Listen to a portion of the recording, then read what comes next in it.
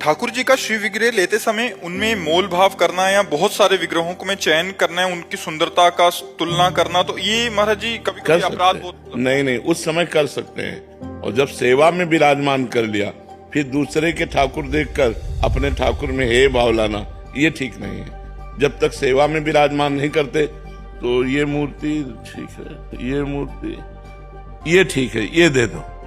तो अब दो को जो ना ठीक किया वो उस समय अपराध नहीं होगा।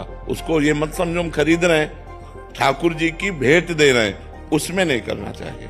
अगर वो बोले 45,000 तो फिर हमें ये नहीं कहना 40,000 दे दो। अगर हमारे पास 40,000 हैं तो हम ईमानदारी से कहते हैं कि हमारे पास 45,000 नहीं है, 40,000 है, यदि आप कृपा करो और दे सको तो दे दो, नहीं तो फिर कभी जब 5,000 हम एकत्रित कर लेंगे तब आपसे ले लेंगे। ठाकुर जी में मोल भाव नहीं करना चाहिए, न्यौछावर पूछना चाहिए।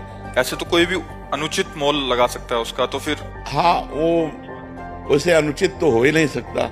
मतलब हम कह रहे हैं कि 45,000 की श्री विग्रह है तो उनकी हिम्मत ही नहीं कि वो 1 लाख बोल दे, हिम्मत ही नहीं। ठाकुर जी उनके अंदर बैठे हुए है ना, वो 10-5,000 ऊपर नीचे बोलेंगे और उनका मांगना जितना है उनके लिए अपराध नहीं होगा, क्योंकि ठाकुर जी का कोई मोल नहीं है, जितने की भी मिल जाए। और उन्होंने निर्माण किया है तो ठाकुर जी का निर्माण किया है तो निर्माण करता कुछ भी ले सकता है, तो इसलिए हम न्यौछावर देने में पीछे ना हटे। वैसे प्रायः जैसे उन्होंने बहुत अच्छी सफाई की नेत्रों की और गाल कपोल बढ़िया बनाए तो 5,000 ज्यादा लेंगे, और एक में थोड़ा सा कम है तो वो 5,000 कम ले लेंगे। तो ये बात होती है, उसमें वो मांग ही नहीं सकते। तो उसमें ऐसा भी नहीं बोलना चाहिए खरीद के लाए, ऐसा नहीं। नहीं नहीं नहीं नहीं नहीं, खरीद के नहीं लाए, न्यौछावर देकर लाए, न्यौछावर देकर लाए।